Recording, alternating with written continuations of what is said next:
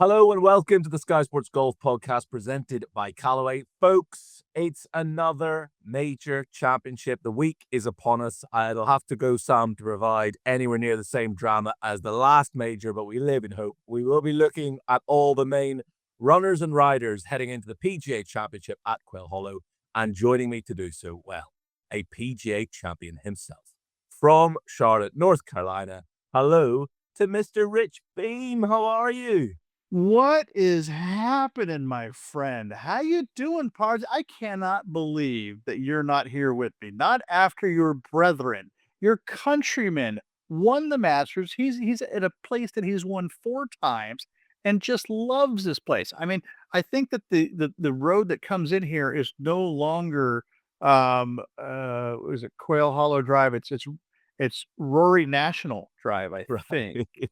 Well, Jordan Spieth calls it Rory McIlroy Country Club, doesn't he? So yeah, Oh, yes, he does. It's it's we un will. it's uncanny. It's uncanny, this guy's, feats here. I mean, he's just stupid good. Well, It's we will crazy. get on to that, of course, in good time. Not just one past champion, but two past PGA champions on this week's pod. We'll also get Padraig Harrington's thoughts on the second men's major of the year. Beemer and I will also look back on a dramatic final day at Philadelphia Cricket Club, a euphoric one for Sepp Straka, a gut-wrenching one for Shane Lowry, and we'll touch upon breakthrough wins on both sides of the pond and hopefully a significant turning point for one of the game's good guys. But Beamer, let's start by quickly looking back at events at the Truist Championship, formerly the Wells Fargo, of course, usually played at Quail, but this year it was at the wonderfully quirky Philly Cricket Club, a really, really welcome addition to the PGA Tour, proper throwback of a golf course. It was just so much fun to watch, something a bit different. I'm so glad that it was so fun to watch because it was so great walking the fairways, Jamie. It's funny because I literally, and this is no lie, I literally inquired how to join there. It's one of those places where I don't think you'd ever get bored of playing it. I think there's just so many small little nuances, especially on and around the greens, that I think on a good day, kind of for some members tees, not setting up like it is. And I think it was pretty soft this week too. So for the members tees, you could shoot a really good score. But if you're out of position, you could Yeah. shoot a really, really bad score because once they get those greens firm and fast, it's game over if you're not on the right side of them. It is really one of the all-time really cool golf courses I've ever had to, walk around. Sadly, I didn't get a chance to play it, but I promise you, next time I'm in the Philadelphia area, I am gonna go. I'm gonna call up anybody, somebody, and I'm gonna get out there and play. But the best part about it though is holes one as the members play it, 1, 2, 3, and 9. That's called the whiskey run, Jamie. I'd be undefeated there. There's a game. There's a game where nobody can beat you. You'd There's be no chance, multiple no champion. chance. Whiskey with And an look, E though, so that's the proper whiskey. I'll let you know that, my friend. That's Irish whiskey. That is whiskey with an E. We've got the cream rising to the top on a top golf course as well. Some big names on that leaderboard, and the name at the very top of it for the second time this season, Sepp Straka. For the first time, he's into the world's top 10. Beamer, he has just blossomed into a top player. he's burst out and now is so comfortable out there, and everything that I saw him do on Sunday, Jamie, just goes to show that he doesn't care who's in the mix, he doesn't care who he's going up against. Um, he's a force to be reckoned with. Years ago, I remember when David Toms got on a nice little run, and he said to him, he says, "Listen, I've won all the big tournaments I can on the PGA Tour. The only thing left for me is win a major." And I kind of thought about that, and I didn't really think David Toms as a major champion. And this is back in my infancy years, back when I was Yeah, like yeah. a rookie or my second year. But he's right. He had kind of gotten to that point in his lifetime where it was necessary. And right now, that's exactly where Sepp is at. The next thing that Well, he's going to do is win a major. That's next on his priority list because he's proven that he can win at some really tough golf courses, and some easy golf courses with making a ton of birdies. But he also he can hold off anybody at any given time. He's a hell of a player. and it's just he's so serene when he does it as well. Like he looks so unflappable. Look, I didn't want to bring up the Ryder Cup on this week's podcast. You know No, that I don't actually, want to please do do. that. No, actually, please do, because I listen, I had a really nice conversation with Julius Mason, who is the head Yeah, of media at the PGA of America, and we both looked at each other and go, we're USA's in some trouble right right. now. Okay. Well, look, the point that I want to make with Sepp in particular is Luke Donald will have left Rome knowing that Rory McIlroy, John Rahm, Ludwig Oberg, Tommy, Shane, Tyrrell, they weren't going anywhere. But this emergence of Sepp Straka as a proper talent is an added bonus. One, he's just elevated his game to the next level, and he probably didn't see this coming, Luke and Dodo and all that team. Well, it'd be hard not to see it coming, because if you look at, kind of his body of work kind of going into that, even though he finished runner-up by 6 strokes to Brian Harmon at the Open Championship, he still saw that, listen, this guy's got a lot of game in the big moments. But here's the weird thing, though, is that Sepp speaks redneck better than most of us in the United States. It's kind of hard for us to say that he's Austrian, because he's not really super Austrian. He's got a lot of redneck in him, Jamie. You got Yeah, to yeah. admit that a little bit. So, Okay. I mean, we really kind of, I mean, he should be. I think he You should just not play. you want Sepp in the USA. Oh, well, I'll tell you what, we'll do your stuff. We'll have Xander Schauffele then, because he's German anyway. So we'll have Xander on our team and you can have Sepp. Oh, I didn't say that though. I wasn't gonna go anywhere near that. Look, for every delighted victor, there is a crushed runner-up. Shane Lowry is a player who's Oh, always worn his heart in his sleeve, Beemer. We're never in any doubt as to how Shane is feeling, and he looked devastated in the back of that 18th green. well, he would have been. I think that, he started off and he looked so good, so strong. Through 5 holes, I was kinda giving him the nod more than I was Sepp, because, Sepp hit a couple of wayward drives, in I shouldn't say 2 wayward, but he hit one on 4 that's like going, "Man, that's" you can't miss it in certain areas, and he missed it in this bunker on the left-hand side, and so I kind of thought that, the driver might hinder his chances, but he played around it, to be fair. But, Shane did look just he looked so good, especially off the tee, and Oh, he was hitting how every single good was shot his that he needed driving? to. He Unbelievable. he hit every single shot that he needed to off the tee. The putt on the last hole, I was really surprised that, and I'm sure that he had every intention of making it, but to run it by that far after Mm. watching Sepp, um, leave his, I think it was 3 feet 7 inches from what I saw on the leaderboard. You kinda gotta make him earn it a little bit, if even if it doesn't go in, even if you're just dribbling it to the hole. And again, I know he never wanted to leave it short, but, sometimes you kinda have to hedge your bets a little bit, and that 3 foot 7 inch putt was not a given. Even as good as he was putting, all week long, it wasn't a guarantee. But, yeah, of course, he should have been devastated. He played exceptional all week long. There was no I mean, I couldn't hardly question a single shot that he hit. Looking back, That going, tip for eagle, you think, "Oh, that was tracking right at the hole, just oh, wiped and his feet," nobody can and understand how hard that was. I mean, he made that look so easy, and I'm kinda sitting there going, "How is he gonna attack this thing?" And he just kind of nice and the soft lob. I'm like, people don't have that. I mean, no. most players don't have that. He's knocking on the door, Shane. He is so, so close, and he's also in the world's top 10 for the very first time. And talk about players heating up just before the next major. Justin Thomas alongside Shane in a tie for second, in great form as he heads to the very course where he won the PGA Championship 8 years ago. Tommy Fleetwood and Patrick Cantlay, two of the best current players yet to win a major. They were in a tie for fourth.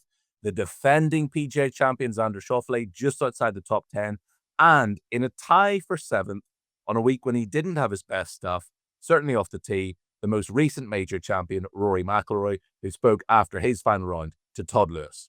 Next week, and the tee shots that I have to hit here, hit there, I feel set up a little bit better for me than this week. Like in Houston this year, I struggled with how wide it is off the tee, and then the definition and trying to find aiming points and trying to see shots. Like I struggled with that in Houston as well. It's a little bit the same here. There's not a lot of targets off the tees, so I'm looking forward to getting to Quail Hollow and sort of seeing some more sort of familiar visuals. Final thing, now that what you call a dream is a reality, and the fact that you've won the Masters, how do you manage the weight of expectations coming to the PGA Championship? Does it feel lighter? Yeah, it does feel lighter.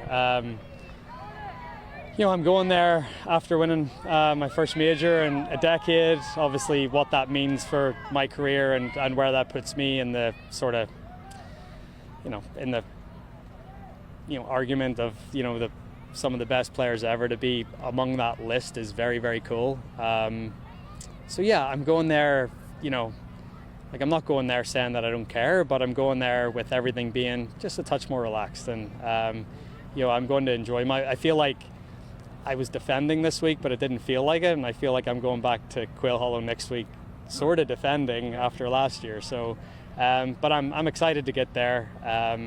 I feel like my game's in good shape, and I'm looking forward to having another shot. So, Beemer, let's get straight into our PGA Championship preview off the back of those words from Rory. Heading to a course he loves, the weight lifted from his shoulders, playing consistently brilliant golf. Watch out, everybody else. It's hard not to think that way. With what he said to Todd, my driving lines weren't quite here on this golf course. I drove it well, but not well enough. And then my second shots, because I did find the rough a couple of times, and the putts. I think we go to a new golf course like that, I think most players are going to struggle on the greens because they're subtle breaks, something that you just don't see or haven't seen before. But listen, I think Rory could come to Quail Hollow playing horribly and still feel like his chances are pretty good. And now you have the opposite. Now you got a guy that is in top of the world. He thinks that he knows that his game is in top form.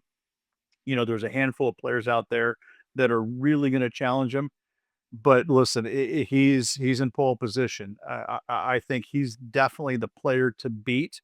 Now, granted, we've got some pretty heavy duty company that's playing awfully well right behind him. World number one, Scotty Scheffler. And you said Justin Thomas, defending major champion here. It's listen, this could be one, if everybody kind of does what we tell them to, then this is going to be amazing. But they have to follow our lead, don't they? Yeah. I mean, come on. It's just, but it is set up right now for a a bunch of really top players in peak form. And Yeah. this could be one for the ages. I mean, I'm hoping it is, because I think the PGA, obviously, it's near and dear to my heart. I still think it's the best major for a couple of specific reasons, but I know that it's also the strongest field in golf. Mhm. And if you're going to walk away from Quail Hollow with the Wanamaker Trophy in the passenger seat, you better be ready to beat everybody, all the best in the game. And it's not like there's going to be a bunch of guys falling away. They're all going to be gunning for it at the very end of the week. Yeah, look, we'll get on to all those main guys in just a bit, but sticking with Rory for now, I mean, I love that he says he feels almost like the defending champion this week, because, okay, yeah, he might have been defending last week at the Truist Championship, but this week, he won at Quail Hollow less than a year ago. And look, he seems so freed up. He seems like a weight's been lifted, that anything now is a sort of bonus for him. He's achieved everything that he ever wanted to in the game. I'm Yeah. sure if he's got a 4-shot lead heading into Sunday, suddenly that pressure comes back. But at the moment, it just feels like, hey, look, I'm just going out there and play golf because I've done it all now. Everything else from now on is a bonus. Everything is a bonus, but it's interesting you said that. I think that, if he goes into the final round 4 ahead, I think he's like, listen, I want to get it to 8 as quickly as possible. Seriously, he owns this golf course. He knows all the nuances around it. He's seen it all. It's not like he comes here and he drives it perfectly every time. He knows where to miss it. He knows where not to miss it. He understands, what I can get away with and what I can't get away with. And if he plays to those strengths, he's going to be hard to beat. I don't care if Scotty Scheffler's coming up 31 under par. Rory McIlroy understands this golf course. And you're talking about a guy, if he's even saying that, listen, it's almost like, Yeah. listen, I've just got this brand new shiny sports car, and I'm going to take it out and see what it can do. I'm going to take this thing around the track for a spin or 3 and see what can possibly happen. That's Rory right now. He just bought a shiny brand new sports car, color green, and he's going to take it out for the rest of the year and say, listen, I'm ready. Let's go. Let's see what this thing can do. And here's another thing, Beemer. We're recording this on Monday evening. Look out your window to your right now, because I've seen on socials it is hammered it down all day at Quail Hollow, which Well, means the a sun came out softened 3 up golf seconds course ago. as well. Did it? Well, there you go. You're chatting to Yeah. me. The sun comes out, but it's going to be a softened up golf course, which also plays right into Rory's hands. It does. It makes the fairways just a little bit wider, and the fact that he can hit it so much further, he can carry it so much further than most players. Yeah, that certainly is going to play right into his hands. I don't expect to see the golf course with mud balls. I very rarely does the PGA play lift, clean, and place. They've got this place dialed in. I was out there walking around a small amount, but the golf course just looked as pure as it ever does. But yeah, I mean, if it plays softer, yeah, of course it's going to play in Rory's hands because he just flies the golf ball so much further and he can hit it up into the heavens and have it land soft, especially coming to the greens. The only place it ever could hurt him is off the tee box if he comes down and does grab a little bit of mud on it. But I just don't see that happening. I think that Kerry Haig and his staff, along with the owner John Harris, I think they've got this golf course exactly what they want it to be, and it's gonna show on TV. You're gonna see one of the great golf courses, in the US. You're gonna see why it's so good. It really is an amazing golf course, amazing piece of property. Was there a course, or were there courses for you where you just felt so at ease, where the second you drove through the gates, you were just like, I'm at home here. I Yeah. love this place. It suits me down to the ground, the way Quail does for Rory. I think Riviera was always that way. Granted, I didn't always play well there, but when I drove through the gates, I was excited. I could not wait Yeah. to tee it up on Thursday. It was just one of those golf courses that just I adored, and I felt like I always had a really good game plan to play it.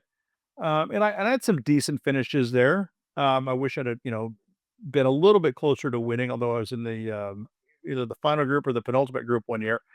But I just, I think that when you get to a golf course like this, Jamie, when you're Rory, you know, it, everything becomes easier. And what I'm saying by that is that his prep time and what he has to do to get ready for it is so much less than everybody else. Mm. He's probably going to play 9 holes tomorrow and 9 holes on Wednesday. That's it. He doesn't need to go out there and play 18 holes in one day and 9 holes the next day. He probably will play only 18 holes in total, and he's going to have more free time to sit there and chip and putt and hone some of those skills. In the beautiful practice areas that they have here. He's gonna be sitting there just going out there and just kind of having fun, being a little kid, hitting all these different shots. Meanwhile, 155 other guys are going to be sitting there trying to grind and figure out the best way to tackle this golf course. And Harry's going to be sitting on the bag, probably, with one of those little sun things in his face, trying to grab a tan because he doesn't need to do much more than anything else either. Rory knows this golf course. Harry's just going to carry the bag and say, let's go. Yeah. Let's go. Yeah. You know, Nice position to be in. Nice it's position a to be in. it's a great position to be in. I just think that they're gonna exert so little energy Monday, Tuesday, Wednesday, where so many other players exert a ton more because they understand this golf course. I mean, there's a few guys that might do a little bit less, but I doubt it. I would be shocked if anybody plays fewer practice holes than Rory. And the only reason Rory would play 18 holes in a practice round, that's because he wants to take somebody's money. Well, you tee me up beautifully, because a man whose money he may well be taking is Padraig Harrington. I spoke to him a few days ago. They tend to play practice runs together, these majors. The PGA champion of 2008, of course. He will be in the field this week. I began by asking him about Rory's mindset heading into this week, fresh off joining golf's most exclusive club. Padraig, obviously going to be a lot of talk about Rory next week, how much of a burden has been lifted after Augusta. I think it's hard to sort of fathom just how much of a weight must have been in his shoulders, and it's going to be fascinating to see what he can do now. As Jordan Spieth's words, he's going to Rory McIlroy Country Club next week as well. Yeah, it is interesting because, as you said, a burden has been lifted, but now there's a new burden. We're all looking at him going, well, can he win the Grand Slam this year? Can he, can he kick on? Will he win more majors? Will this be the release for him to get to, 6, 7, 8, 9, 10 majors, whatever? And the fact that it's, sorry, I have to go with the golf course. You always forget the name of the course, Quail Hollow. It's his favorite course. It got to be on tour. Like, he just loves it. It just sets up so well for him. A lot of dog legs right to left. You got to bomb it in the air a long way. This is the perfect golf course for him. So he'll be bringing a lot of expectations in next week. Maybe he comes in relaxed because he's won the Masters. Maybe he comes in stressed. Who knows? But we'll be watching, that's for sure. He doesn't seem too stressed in most of the interviews he's been doing. I mean, he looks 10 years younger. He looks like a weight's been lifted as well. Yeah, there was no doubt. You could see the emotions. I was amazed the emotions he was showing on the golf course in that last round. Like, he played that round like he was a rookie, first time ever in contention. He was talking to his golf ball. He was putting his head in his hands. He was, there was so many. He was showing his emotions on the golf course much more than he would ever. And it was incredible how big a deal he was for him. He hit golf shots like the rest of us, defensive shots that he wouldn't normally hit. It was staggering how normal and human he was in that last round. Does he go back to being relaxed and swashbuckling and run away with it next week and just completely wipe the field with it, which he's capable of? And this is the thing with Rory. There's only a few players, like, there's players can win. A good few players can go and win the PGA. Yeah. But there's not very many that can run away with it. No. Maybe himself and Bryson would be the only two that, if Bryson really hits form, Scotty probably could run away with the tournament, but it won't be in this. He won't be doing things. The thing with Scotty, as good as he is, he doesn't do things that everybody looks at and goes, I can't do that. He just does them relentlessly. Whereas Rory hits golf Fairway, shots. green and regulation, fairway, green and regulation. It is better than that, but it is very much like that. As in, he hits shots that are unbelievably good, but you're going, yeah, my best shot is as good as that. Whereas Rory's best shot is, there's only Bryson that can compete with that. Maybe Xander. Xander is pretty damn good. And remember, Xander won twice last year. So, both himself and Scotty were injured for the start of this year. Scotty's obviously come back into form. Xander doesn't look like he's played enough again. I don't know. He's been quiet since the Masters. Maybe the ribs at him. I'm not 100% sure. But yeah, Rory has potential, a bit like Tiger, to win a tournament and just the whole field's looking, I can't do that. I can't compete with that.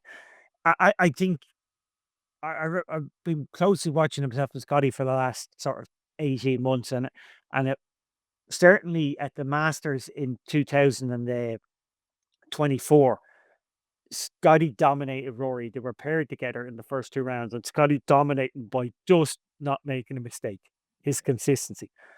But they were paired together in 2024 at Pinehurst, and there's no doubt Rory off the tee was unbelievable there. And it's very hard to play with Rory, incredibly hard when he's playing. Well, not at any stage, but when he's playing well, it's incredibly. For me, anyway, it's really often because he's hitting it 30 yards past you, and he likes doing that. He's particularly keen to do that. If he knows you're in any way, like, he likes to dominate off the tee and put it up to you. And Pinehurst, he was unbelievable off the tee. He completely seemed to dominate the two boys, himself and Xander, off the tee, and that makes it's very intimidating. It's very hard to compete with. So yeah, it's it's not easy when the person beside you is hitting shots that you don't feel like you can hit. You'll always be stressed and under pressure. Well, with that in mind, are you slated for a practice round with him at Quail Hollow? Yourself and Shane and Rory?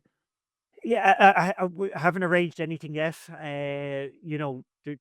Usually Shane is the organizer for that, so I can't see myself not playing a couple of practice rounds with Shane, and Shane will probably tag in. There's 5 Irish guys, I think, this week, so there'll be enough to play with anyway. But Yeah. I would suspect I will play a few holes with Rory at some stage. Yes.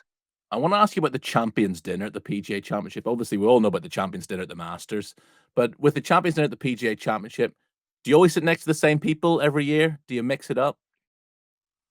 No, it's a play settings, so name play settings. So Right. they pick who you sit beside. It's not quite the Masters Champions Dinner. Not everybody turns up. Like I think the Masters, if you didn't turn up, it would certainly be nearly a scandal. At the PGA, they haven't quite got there. They changed the format a couple of years ago to own during COVID, actually, to only players and a couple of PGA people. So what that made it was a bit more intimate in the sense of players now get to talk a bit more, tell a few more stories. So there's been some good PGA dinners over the last number of years where originally there was a kind of like two players talked, but over the last ones, a number of different players have been telling stories, and you could listen to the old guys telling the stories all day, every day. So it was a different era, and it was fun. So they're certainly getting to grips with their dinner, and in many ways it's more entertaining. Yeah. But they haven't quite got to the Masters level yet, or even the R&A do it every 5 years, so it's quite a big Yeah. deal there. But the PGA, as I said, is putting in a strong effort for sure. We're going to have Beemer on the pod next week, so I dare say a few of those entertaining stories probably come from Beemer. Is that right? Yeah, Beamer can chip in a few, all right, and but as I say, we're mainly trying to get it out of the old. Like we don't consider, I don't consider Beamer old anyway. We're talking to guys, who played in the 50s. Well, would they play in the 50s still? Yeah, there's some of them, yeah, Yeah, your still 60s around. anyway. Still around, and they have great stories, I can tell you. I bet they It was do. a different time, yes. Beemer, Padraig there saying the Champions Dinner at the PGA Championship doesn't quite have the gravitas of the Masters Champions Dinner yet, but a fun night, I'm sure. Who is invariably the best crack? Who's most fun? We need some of the guys. I know Larry Nelson is coming back this year. I think Lanny Watkins will be back this year, but we need guys in that room named Trevino. We need guys in that room named Nicholas, and listen to those two kind of banter off each other. We need guys in there, the Nick Prices. We need guys in there that have got great personalities, and right now we don't. And again, it's finally gone back to just the players. I think it'll be the players. I think it'll be John Harris, who is the owner of Quail Hollow, and the president of the PGA, and that's it. And so it's going to be a very small group, and we're kind of figuring out the PGA of America is trying to figure out exactly how to get all these past champions to show up, and it's not easy. For a bunch of different reasons, and I won't go that deep into it, but we need to get the guys that won 10, 15, 20 years ago and tell the stories and carry on everything that this great championship has presented us. I would love to go and just sit with them and just listen to all their BS and the funny stuff that they would say, even if it was just during the cocktail reception, because they would just sit there and just kind of, banter on about this and that. And it was just so funny, and we just don't have that as of yet. I hope that we can get a couple of those older guys coming back over the next few years. I know we'll have a few of them this year, but that's what the difference is between the Masters and the PGA, is that we just don't have the old timers come back year in and year out. Like we don't have Ray Floyd come back to the PGA Championship dinner. I mean, that's what we need. That's what we miss. Well, I don't know if you've seen this yet. This is what awaits you at the Champions Dinner, Xander's Champions Dinner. Sit back and listen to this. Appetizers, smoked goat cheese dates, pickled watermelon, clams, casino shooters, and steak and blue cheese crostini. Main course is Wagyu New York strip steak with blackened jumbo shrimp, frizzled onions, whipped sweet potato, and a bourbon bone marrow reduction. And for dessert, banana split or strawberry cheesecake. A strawberry shortcake, I should say. And Beemer, given that you won't have to play a practice round on Wednesday, I imagine a few glasses of wine along with that as well. Doesn't sound too bad. I'm gonna have dinner tonight. Then I'll be fasting all day tomorrow because I'm gonna enjoy every ounce of what I just heard on that one. That sounds amazing. That sounds absolutely A brilliant. New Zealander would have good taste, though. A New Zealander would be. Yeah, and apparently he's doing what, cigars and a humidor for the champions dinner or for the champions a gift that they give us. Yeah, that's pretty nice. There's a few perks to being a past champion, isn't there? Let's get back to the The golf. parking And spot's the best one. yeah, Parking is that spot's the right? best one. Back to the golf. It's not all about Rory, as you said earlier. The world number one will also be coming in off a win and a week off. Scotty Scheffler, hoping to steer clear of the police, I would imagine, all week, Beemer. And I wonder what winning in Texas will have done for him. You know, it's interesting because he hasn't played Quail Hollow with the exception of the President's Cup, and the President's Cup had a different routing, but they also had a lot less rough. So this will be first time Scotty has seen it in the where the normal routing, and you know, albeit going to be a little bit juicier rough. Um, it waits to be seen how firm the greens are going to be, but they do have the sub air system, which will help out. But you know, how can you go against a guy that just seems to, you know, never hit a single shot? And 31 under par, it was a joke how easy it looked, Jamie. I was just sitting there watching this going, 'cause at some point in time, you know, and normal golfers can relate to this as well. So when you're playing that well and you're playing, and I would say, you know, punching above your weight, but you're, you know, you're even par if you're a 6 handicap, if you're even par through 15 holes, how hard are those last 3 holes? I mean, you're kind of but Scotty, you know, he continued to make birdies, and then when he didn't make a birdie, he made a birdie, you know, immediately afterwards. Nobody does that in this game. I mean, you cannot. I mean, Hideki Matsuyama, same thing, 35 under par. To make that many birdies, you have to not count. You have to just completely disregard what you did the hole before and forget about it. And I just find that to be fascinating because it's so difficult to forget how good you're doing and can just continue on doing it. So, you know, those at home that kind of think about it, put it in your context, you know, if you're an 18 handicap or whatnot, and you're 2 over par, you know, through 12 holes, you keep doing what you're doing, but you're already thinking about it, and that's when the train wreck happens. Yeah. And he didn't. I mean, he just sat there and made birdie after birdie. I mean, shooting 30, and I talked to Eric Van Rooyen about this last week. I said, "How'd you feel standing on number 10 when you were 8 behind, when you're 8 behind starting the day and you shoot 30 on the front 9 and you don't have the tee on 10 because and you haven't gained a single stroke. He Yeah. only had the tee box once on the front 9 shooting 30. Yeah. That's what was so mind-blowing to them. They're like going, "We could never get the tee box." They had the tee box 3 times that day, and that really just like that was devastating. That was just like completely destroyed them. It was Yeah. so funny to listen to. Yeah, it was impressive. Look, another man, we've mentioned him already, Justin Thomas, in a tie for second last week, coming off that monkey off the back win at Harbour Town as well. I'm back at a course where he won his first major, of course. He will be in the mix this week, Beemer. I'm certain of He it. will. Absolutely, he will be. You know, again, it's a golf course that I think that he understands, especially with, you know, the difficulty of how it's gonna play, a little bit more difficult than what it does play, um, during the normal tournament, now called the Truist, not the Wells Fargo anymore. But I think that Justin Thomas, you know, again, once you kind of get to a golf course, that you've won at and you like, there's a lot of good memories that come back, especially when you're playing well. I think that Justin's gonna be right in the mix come this weekend. If he's not, then the putter let him down because the ball striking has been there, but I don't see the putter letting him down. He's worked too hard at it and, had too much success over the last couple of months, for that to be a factor. I know you're in charge of this podcast, but I'm gonna throw another name out at you, Rickie Fowler.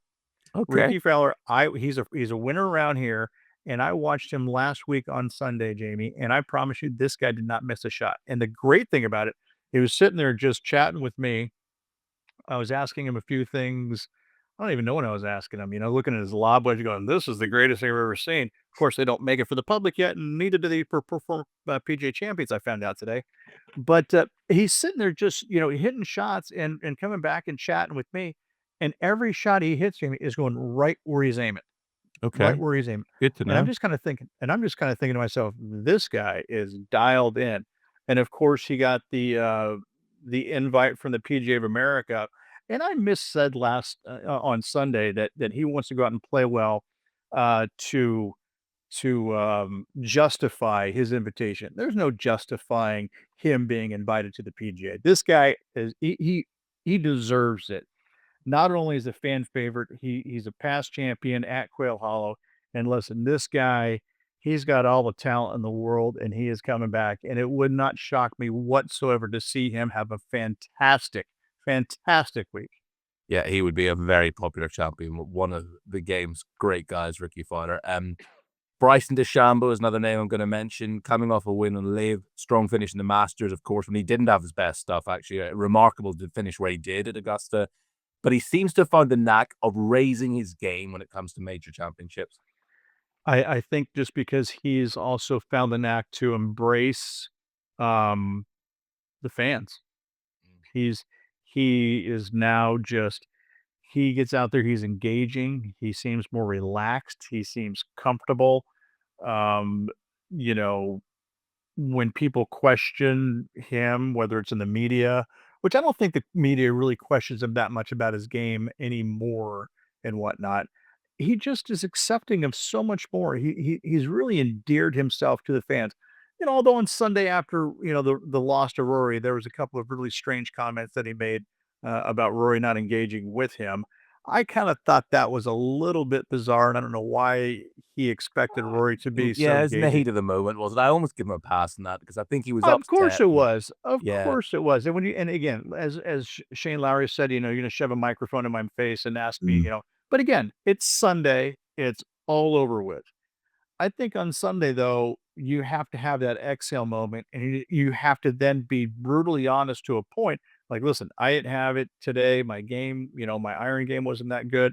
Yeah, Roy didn't chat with me, but I don't really know if I expect or not, but it sounded to me like he fully expected to get in a full-on conversation with Rory over the last 18 holes, and that was never going to happen. I mean, listen, I barely remember talking to Justin Leonard in the last round of the PGA, and that's just because I was absolutely nervous the entire time. I just I figured I'd try and talk about something, start drooling out of my mouth on the side because I couldn't get anything out, but I just, he's, Bryson's turned a corner with so many things, and I think not only his game, but his persona, and I think that the fans love him, and he feeds off of that, and I think that's great for him. I think that's what really Yeah. motivates him.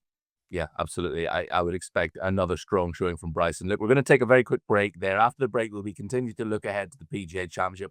I'll be wrapping up events from round the world of golf over the last week. And folks, it's going to get emotional.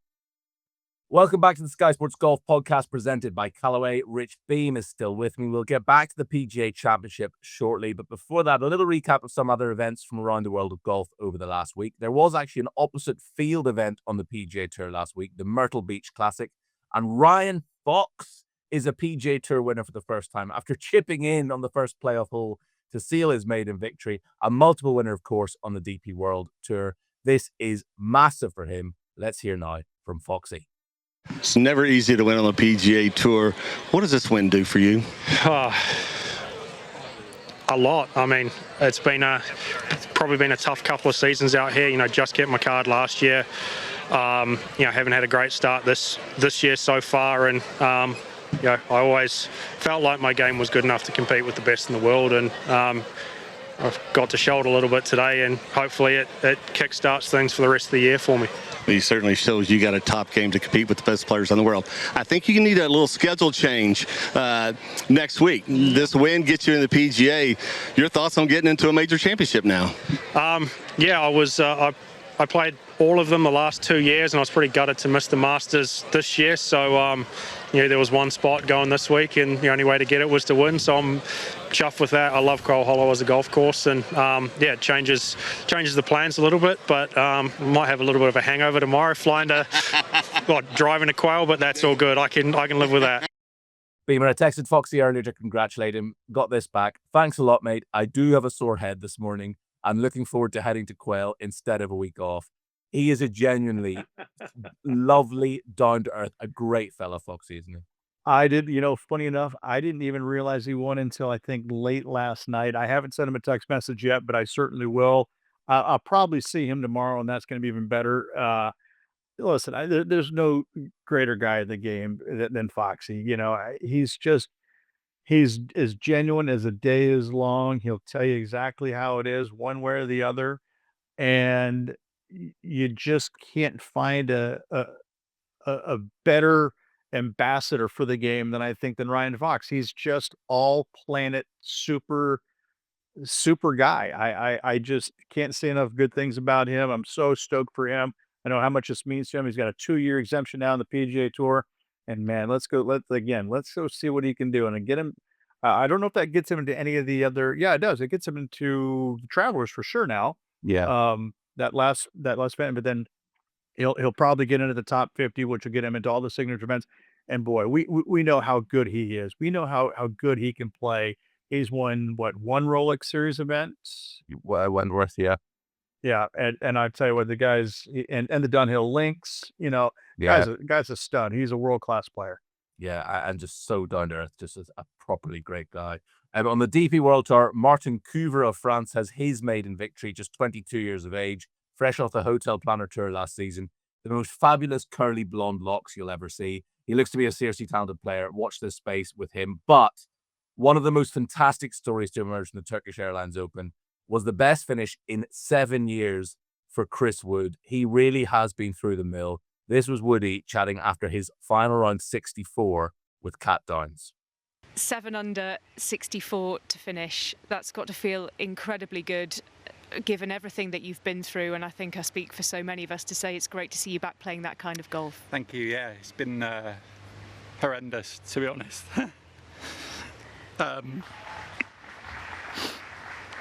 Yeah, it's been, well, since 2019 really. It's been, I just feel like I've been going through hell. So yeah, to put a score together today is obviously great, but I wanted to feel like I want to feel like I know my game's there, not just put a score on one day. And I genuinely feel like I'm starting to do that now. So I've been working so hard at home, just quietly, and with a great team, and just it's been a long old road, to be honest. So, but yeah, never lost belief in myself. You obviously have days where it feels harder than some. But yeah, like the burning, like the fire in my belly has always been there. Beemer, everyone will know how fickle this game can be. Woody was a top 25 in the world player, a winner at Wentworth on the Ryder Cup team, then just lost his game, suffered massively with his mental health. And we've just spoken about this with Ryan Fox as well. But Woody, genuinely one of the best guys you'll meet in golf. He is, and it's a very interesting thing when players lose it somewhat mentally, because most players say that my swing, I've lost my swing, I've done this, I've done that, but to lose it mentally and not have any idea of where the ball is going to go when you draw it back is mind-boggling to me. Coming back from that, and where I'm going with this, is that coming back from that, I don't understand how you do that, because somewhere in the back of your mind, you're going to think, listen, there's that little guy, that little gnome in the back of your brain that says, don't hit it left, don't hit it left, don't hit it left. And to get rid of him, or whatever your miss is, and how you can get rid of him. Michael Campbell, to this day, I think, is still the guy that's come back the most in my lifetime, and I just can't believe it, because he went from high to low, from even higher to seemingly even lower. It's just like, it's nonstop. I didn't have the courage, the game, the whatever you want to call it. That wasn't me. But for these guys to stick it out, and especially Woody, and watch him do that, and to break down on TV, I thought it was excellent. I thought it kind of shows the world that, listen, this we think that this is just a game, but for a lot of people, it's this isn't life and death. It's much more important than that. Kind of one of those things, right? Because it does mean so much to them. I mean, it is their livelihood, it's their passion, it's what they were born for, and to lose that ability for so long, and I can't imagine uh, the rabbit holes that he went down, searching, talking to different people, trying to figure out what was best for him in his game. I mean, it must have been frustrating beyond belief. I Yeah. love stories like this beyond. I mean, these are the stories that make me love this game even more than I already do, because it's like, you know what? I know what they've gone through. I know where they were, and to see them dig themselves out of that, and even if it's just for a fleeting moment, Yeah. that's awesome. Good on you. Yeah, absolutely. I think this sport just kicks you in the teeth more than any other, doesn't it? And the wonderful outpouring of support from social media.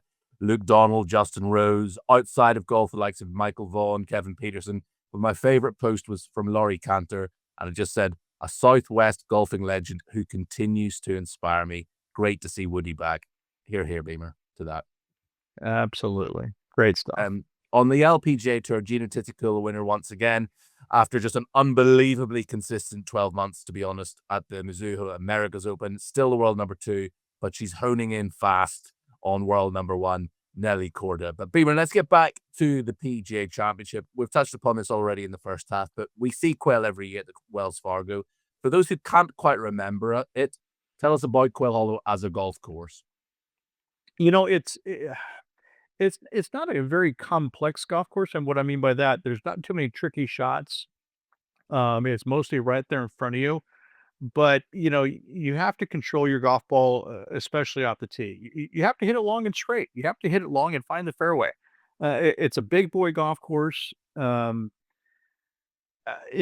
the greens, they can be tricky at times, but there's about 3, 4, 5 greens that will really kind of get your attention.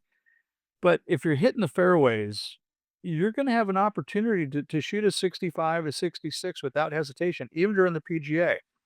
But if you start missing any more than about 4 or 5 fairways, Jamie, you're gonna put yourself in some Mhm. serious trouble, because you're gonna come out of some pretty heavy duty rough. You're not gonna have uh, great control of your golf ball. You're gonna lose the ability to put it in the correct spot to have the best look at birdie, and then you're gonna be playing defensively from there. Anytime you get it above the hole here, it's a defensive game.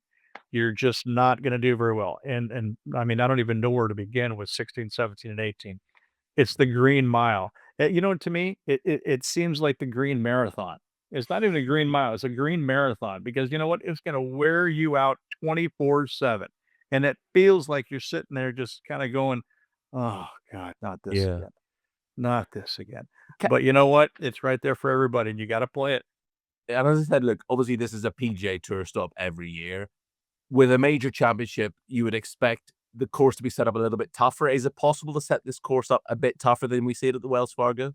Here's the interesting thing is I don't think they really kinda widen the fairways too much. They just make the rough, they let the rough, get a little bit healthier, Mm. and the green's probably a little bit firmer. But for the most part, Jamie, no, they play the golf course almost the same exact way as they do for, the old Wells Fargo, now the Truist going forward. So it's not like there's any massive surprises. I know that going into the PGA this year, versus last time they overseeded the golf course, and so it was more like overseeded rye in the rough, and a combination of overseeded rye and Bermuda kind of coming through.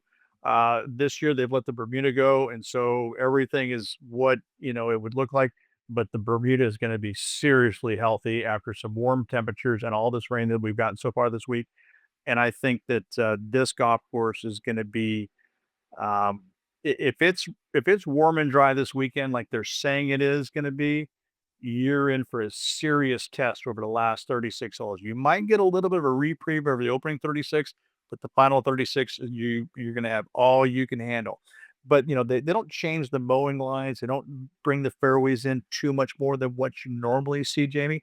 They kind of let it play as it normally does. Yeah. It's just that they're able to kind of just get a little bit firmer and faster. And again, with the Bermuda here, they can mow that Bermuda down and get it as fast as they want to. And Beemer, I'm sure loads of listeners will want to know the answer to this. How long did you toy with the idea of whether you were or weren't going to tee it up in the PGA Championship this year? Because this must be the first you've missed in a while, right? No, I played last year, and you and I actually had a conversation about that. I missed Oak Hill because I knew that I couldn't handle it. I played Ball Hollow last year because my family asked me to. My wife and kids, they wanted me to go there. I learned my lesson. I got very, very humbled. I finished dead last after 36 holes. It was that sucks. Yeah. As a professional golfer, even though I'm a professional commentator now, that sucks. And so I toyed with the idea for a little while, but I knew probably a couple of months ago that I probably wasn't gonna be ready for it. I still kind of battling a little bit of an injury in my left shoulder. I don't know what it is. It just hurts when I play, so it might just be old age. That's I called don't old know. age, yeah. Probably. But there's no chance I could go out there and try and attack a golf course that's gonna play as long as it does.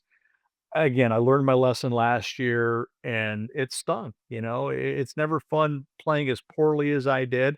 I will play one more time, and that'll be in 2027 when it's in Plano, Texas, for the first time ever at the new home of the PGA of America. And the only reason I'm going to do that is it's because it's in Texas where I live. Hopefully, the golf course will be somewhat firm and fast, but I don't have a lot of friends and family out there rooting me on. But as much as I would love to play in this, Jamie, I know that I can't compete. I haven't competed in a long time. I've been lucky to make the cut a couple of times since I've been working for Sky Sports Golf. But I know my limitations, and my limitations have been.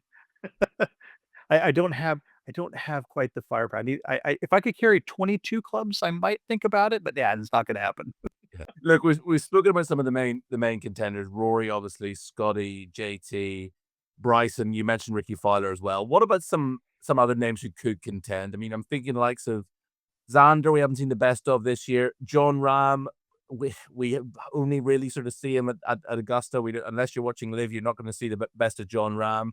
Ludwig seems to have gone off the boil a bit. Brooks. I mean, where's Brooks' game at the moment? What about some of those other contenders? Well, you haven't asked me once about the one player that could get the second, second Yeah. this year, career Grand Slam. Yeah. What about Jordan Spieth? Hey, listen, why not him? Again, if being a guy that loves the game and loves to see cool stuff happen, I was gonna say something else, but I caught myself. Why not in 2 years' time in Plano, 2027, when he's in Dallas, Texas, in front of his Yeah. hometown fans and all that? You know, his game is getting better, I think. I'm still curious to know how much that injury has hurt him, and how much he thinks about it when he plays. If you look at his short game, he's unbelievable. His long game, though, it seems like he thinks about it too much. The short game, he never has to think about. The long game, he thinks about. I wish he'd just kind of get up there and just turn it loose and say, listen, I don't care where I hit it. I know my short game is good enough to bail me out of any situation. So I'm just going to hit it all over the parking lot, and I'm going to get it up and down, and I'll win it the old fashioned way by grinding it out. I don't think he wants to, but I think that's the nature of his game. Have we mentioned Tommy yet? No. Oh, aren't you Your sweet? Did I? your beloved Tommy. You love him.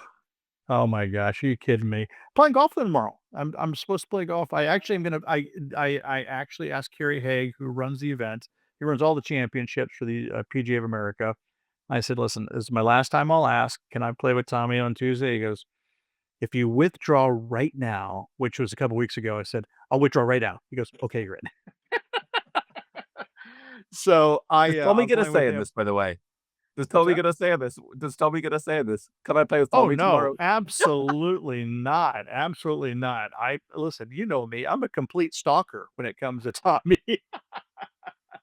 No, he and I actually we enjoy it. I mean, again, I'm sure he gets plenty of golf with other guys that are obviously way more talented than I am, but when my entertainment value though can just dust those guys into oblivion. So I Nobody can enjoy argue it. with you in that one, Beamer. And so we're probably, funny enough, because of the weather, we'll probably only play 9 holes, but I'll take the 9 holes. Listen, this is my only time of year I get to play with Tommy, and I'll take every ounce of it I can possibly get. He's just, I believe in him and his game so much. But, coming off a 65 on Sunday, he had 4 rounds in the 60s, played exceptionally well. Um, his putting, I think is ready to break through. He's number 1 in proximity on the greens, on tour. He gets it within 2 feet, less than 2 feet every single time he putts it. And I think that's exactly what you need to have when you're competing at a major championship, and especially this golf course where I said there's a couple of really diabolical greens from long range. You need to lean on that because you're going to have some really strange looking putts. Yeah. The ball striking is always there. He's got plenty of length. It's not going to, it's obviously not going to reduce the par fours like Rory will, but I think he's got plenty of game. And when it comes to Rahm and Brooks, we don't see him enough, Jamie. I mean, I'm sorry, but I haven't seen anything. I know they both struggled, missed the cut at the Masters. I'm actually the one person I'm looking forward to seeing this week on the European side is Sergio Garcia. I think that Sergio Garcia, coming off LIV, I think he's still got a ton of game, and I would imagine his imagination around these greens is going to be exceptional. I just, I haven't seen these guys play with the exception of one tournament this year, and so it's hard to talk about most of the LIV guys. Let's have you very finally then, Beemer. Who's going to be lifting that Wanamaker trophy on Sunday night? I'm going to go with the rest of the planet. I'm going to say Rory. It's hard to look. It's hard to see past that, and I'm doing it in probably the most rational way that I possibly can. Again, we spoke about it ad nauseum. He's going to play less practice rounds, less holes this week than anybody else. He's going to save his energy, and he's going to have to temper his excitement just a little bit, because he's, sometimes, when you get excited and you're getting ready to go, you're prone to, getting a little bit out over your skis going out there. But I just, again, with what he said, there's a monkey off my back. I'm ready to see what this thing goes like. I think he's going to be very patient. I think he's going to just let everything come to him. And then once it starts coming his direction, he's going to take full advantage. I'm hoping that it's going to be a lot of the guys in the mix, but I really have a hard time seeing anybody else besides Rory on Sunday. Oof, I tell you what, 2 legs of the calendar slam. Wouldn't that be something as we head to Oakmont? And Beemer, listen, thanks so much for your time today. Enjoy Champions Dinner, my friend, and enjoy the week. Enjoy your golf with Tommy. I will. I'm going to enjoy all of it. And it's really sad that you're not here because I'd have brought you home a banana split. There's no chance you bring any of that home. That's being Oh, I polished could off have the table. Oh, no. Trust me. They have enough left over. I could actually say, can I get one to go? Just bring me back one of Xander's cigars instead next time you see me. Listen, if you want a cigar, I'll happily bring you a cigar. Good man. Brilliant. Thank you very much. Listen, if you like what you've heard or watched today, make sure to give us a follow on Apple or Spotify, wherever you get your pods. While there, why don't you leave us a review? Let us know what you think of the show. Thank you again to Callaway for sponsoring the podcast. Thank you again for your time. Do join us next week when we'll be looking back on what is bound to be a dramatic few days at Quail Hollow. And the final word to Beemer is... I love you, pal. See you next week, folks. Bye. See you, buddy.